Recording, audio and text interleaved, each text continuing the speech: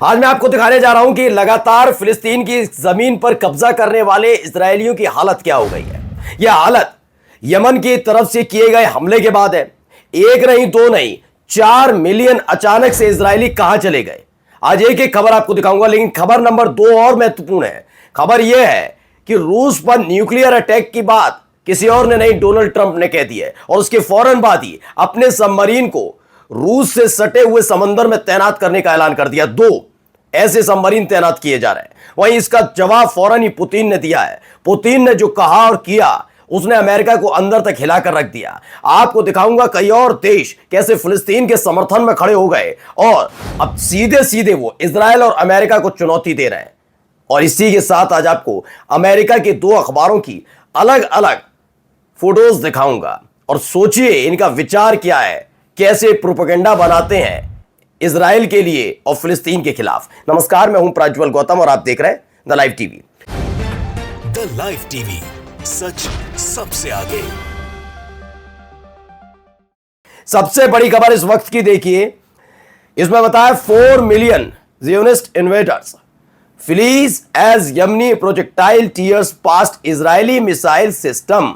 इसमें बताया कि इजरायली मिसाइल सिस्टम पर हमला होने के फौरन बाद ये भाग गए सारे के सारे। 4 मिलियन 40 लाख ऐसे, एक दो नहीं 40 लाख इजरायली भाग खड़े हुए जैसे जैसे हमले लगातार किए गए। और इन्होंने देखा इनके देश के अंदर लगा हुआ जो पूरा का पूरा प्रोजेक्ट है, मतलब एयर डिफेंस सिस्टम, वो काम नहीं कर रहा उस तरीके से।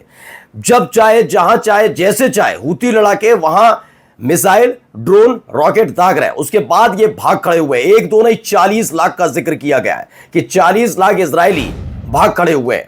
आगे देखिए एक और बड़ी खबर, ट्रंप ने रूस को न्यूक्लियर की धमकी दी है। न्यूक्लियर वॉर की धमकी दे रहा है रूस को कि न्यूक्लियर वॉर होगा। दरअसल हाल ही में आपको मालूम ही है कई देशों पर आरोप, और सबसे पहले हमारे देश भारत के लिए भी इन्होंने 25% टैरिफ लगाया।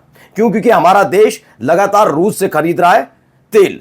उस तेल को लेकर ये तरह बेचैन नजर आए कि डोनाल्ड ट्रंप ने 25% टैरिफ लगाने की बात की। जबकि हमारे देश का तो आपने देखा ही था कि किस तरीके से डोनाल्ड ट्रंप के प्रति बहुत सहानुभूति रखी, तमाम चीजें अब की बार ट्रंप सरकार वाला। लेकिन अब देखिए इसके बाद है कि रूस को किसी भी तरीके से अर्थव्यवस्था को फायदा ना हो, अमेरिका अपना चाहता है 25% टैरिफ लगाने के बाद। इसके बाद अब ट्रंप ने रूस को धमकी भी दी, क्योंकि रूस जैसा डोनाल्ड ट्रंप काम कर रहे हैं उसकी वजह से, उनकी हरकतों की वजह से देश दर देश अमेरिका से अपना दामन छुड़ाना चाहते हैं, रिश्ते खत्म करना चाहते हैं और चाहते हैं कि उनको एक ऐसी शक्ति के साथ समागम हो जो वाकई चीजों को समझती है, पूरी जिम्मेदारी के साथ फैसले लेती है। डोनाल्ड ट्रंप बच्चों की तरह हरकतें कर रहे हैं, हर कोई देख रहा है। और अब ट्रंप ने जिस तरह से न्यूक्लियर वॉर की धमकी दी है उसको भी जरा सुनिए क्या कह रहे हैं पहले। Well, you just have to read what he said. He was talking about nuclear. When you talk about nuclear, we have to be prepared, and we're totally prepared. तो बताइए न्यूक्लियर वॉर की धमकी दी जा रही है किसकी तरफ से? डोनाल्ड ट्रंप की तरफ से। और तभी खबर एक निकल कर आई, ट्रंप ने 2 यूएस न्यूक्लियर सबमरीन्स को रूस के बिल्कुल करीब तैनात करा दिया है समंदर में। मेदवेदेव की तरफ से इस तरह से धमकी आई थी, चेतावनी आई थी कि जो कर रहे हैं डोनाल्ड ट्रंप वो करना बंद करें, क्योंकि ये देशों को धमका रहे हैं। मैं तो खुल्लम खुल्ला कह रहा हूं पूरी जिम्मेदारी के साथ, जो इन्होंने भारत के साथ किया वो धमकी से कम नहीं है। 25% लगाते थे जबरदस्ती, मैंने सारी हदें पार कर रहे हैं ये आदमी। इसीलिए इनको लताड़ा गया था। इन्होंने कनाडा के साथ भी यही किया था, तमाम देशों के साथ, अपने पड़ोसियों के साथ। उन्होंने जब इनसे संबंध खत्म करने की कोशिश की तो फौरन ही ये घुटने के बल आ गए थे। अब देखिए पुतिन का जवाब भी आ गया। रूस के प्रेसिडेंट व्लादिमीर पुतिन, उन्होंने क्या किया, अगर रूस ने जो इस समय इजराइल गजा में कर रहा है वो 10% भी किया होता तो नेटो की सेनाएं मॉस्को के गेट पर खड़ी होती, यानी रूस के इर्द गिर्द मंडरा रही होती। लेकिन उसके बावजूद देखिए कैसे ह्यूमन राइट से खिलवाड़ करते हैं पश्चिमी देश, उसके बारे में कहा है। अब आइए पश्चिमी देशों का जिक्र ही हो रहा है तो सुनिए। फिनलैंड ने खुल्लम खुल्ला ऐलान कर दिया, उसने कह दिया कि वो फिलिस्तीन को देश की मान्यता देने जा रहा है। यानी अमेरिका का आप समझिए वजूद, एक वजूद हुआ करता था, तब एक बात होती थी उसको सुना जाता था। यकीन मानिए अमेरिका कुछ कहता था तो लगता था कि हाँ, अब ऐसा लगता है बचकानी हरकतें हो रही हैं। तुम मेरी बात नहीं मानो, टैरिफ लगा दूंगा, तुमसे ट्रेड नहीं करूंगा, मैं न्यूक्लियर वॉर कर दूंगा, तुमको हथियार नहीं दूंगा मैं। अब चल क्या रहा है तमाशा, इसके अलावा है क्या बताइए आप? जहां फंस जाते हैं तो गलत आदमी के साथ खड़े फिर भी समर्थन करते नजर आते हैं। जो इजराइल ने किया, पूरी दुनिया इजराइल के खिलाफ फिलिस्तीन के साथ खड़ी है। अब इन्होंने क्या फिलिस्तीन पर ही प्रतिबंध लगा दिए ये डोनाल्ड ट्रंप की नीति रीति है। वो बात अलग है कि जब अपने लोग आवाज उठाते हैं अमेरिका के, इनके अपने वोटर्स, तो क्या करते हैं, नेतन्याहू को पागल आदमी करार दे देते हैं।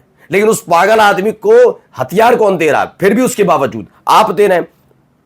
अब देखिए, जर्मनी ने कहा इट विल रिकॉग्नाइज फिलिस्तीन एज स्टेट वेरी सून। हम जो बहुत जल्दी फिलिस्तीन को देश की मान्यता देने जा रहे हैं। ये एक बड़ी खबर निकल कर आई। वहीं देखिए, फ्रांस ने कहा वो सऊदी अरब के साथ और सऊदी अरब समेत कई देशों के साथ मिलकर फिलिस्तीन को देश की मान्यता देने का जो प्रोसेस चल रहा है उस पर गंभीरता से काम कर रहा है, क्योंकि महीने बचे हैं, डेढ़ महीने के बाद सितंबर में क्या होगा, यूएन की बैठक होगी और इसमें पूरा प्रपोजल रखा जाना है कि फिलिस्तीन को कैसे मान्यता दी जाएगी, कौन कौन से उसके हिस्से हैं, कितना उसका हिस्सा रहेगा, इजराइल कहां तक आ चुका है, वहां कितने उसके सैनिक तैनात हैं, उन्हें कैसे वापस भेजा जाएगा, कैसे अलग अलग देश इसके लिए जब एकजुट खड़े होंगे तो इजराइल को आंखें दिखाई जाएंगी, क्योंकि इजराइल वहां से नहीं हटेगा, वेस्ट बैंक को उसके कब्जे से कैसे छुड़ाना है, बहुत सारी चीजें काम है। फिर कौन कौन से संगठन है जिनका हिस्सा फिलिस्तीन को बनाना है, फिलिस्तीन को कैसे मदद करनी है, ताजा हालात जो है वहां पर, उस ताजा हालात में इजरायली सेनाओं को हटाकर खाना पानी दाना कैसे पहुंचाना, तमाम चीजों पर बातचीत होगी।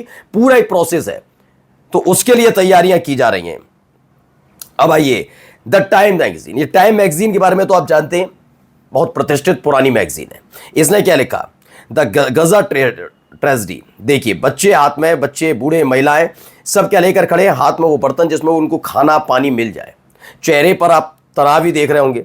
ये तस्वीर वहां से निकल कर आती है। सोचिए, ये इनकी कवर स्टोरी है अमेरिका की, जो शायद डोनाल्ड ट्रंप ना पढ़ते हो, लेकिन डोनाल्ड ट्रंप क्या पढ़ते हैं मैं बताऊं, दिखाता हूं। ये ऐसी मैगजीन पढ़ते हैं, द अटलांटिक। ये भी अमेरिका की मैगजीन है। अब सोचिए, द अटलांटिक ने क्या लिखा, Hamas wants Gaza to strike, यानी भूखा रखना चाहता है। हमास है जो गजा को भूखा रखना चाहता है। इस पर एक असल रात है। उन्होंने क्या कहा है, ये पीएचडी की हुई है और वहीं की हैं, ये कैम्ब्रिज से किया है, मॉडर्न ईरान से, बहुत सारी चीज़ें इनके जुड़ी हुई है काम में।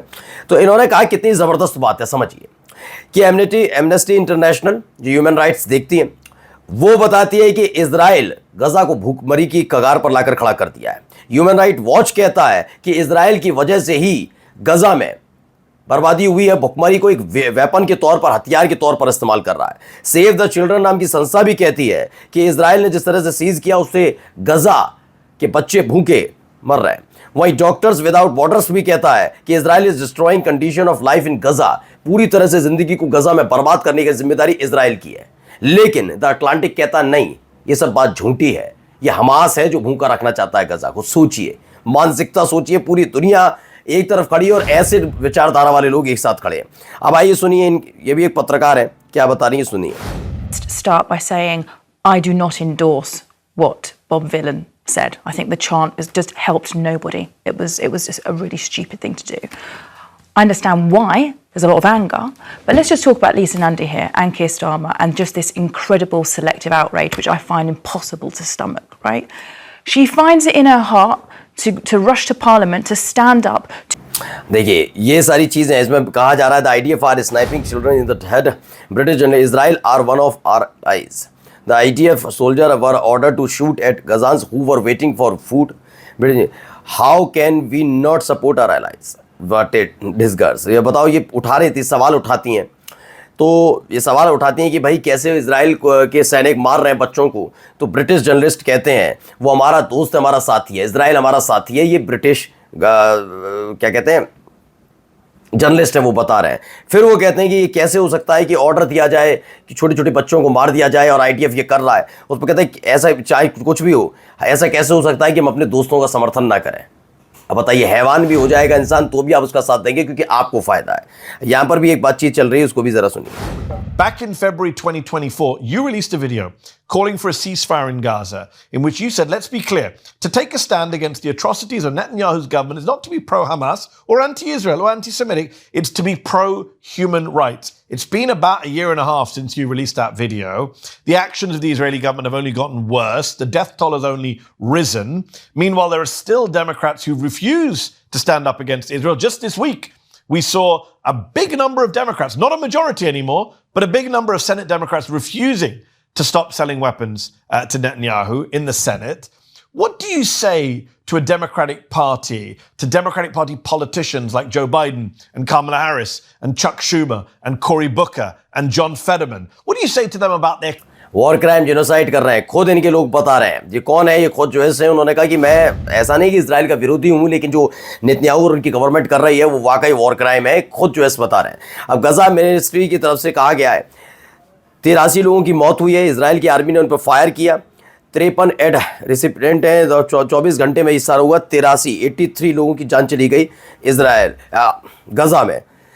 अब एरियल व्यू निकल कर आया है गजा का, जरा देखिए किस तरह के हालात हैं। जॉर्डन मिलिट्री एयरक्राफ्ट से इसे शूट किया गया है। देखिए तकरीबन क्या पूरे देश को, पूरे गजा को क्या बनाकर रख दिया, जरा आप देखिए। ये इसराइल की उपलब्धियों में से एक गिनाई जाएगी क्या? और जाते आते देखिए ईरान की एक बड़ी धमकी कह दिया कि अगर हमला किया ईरान पर इसराइल ने तो 48 घंटे के भीतर इसराइल का नामो निशान मिटा दिया जाएगा। नमस्कार। द लाइव टीवी, सच सबसे आगे।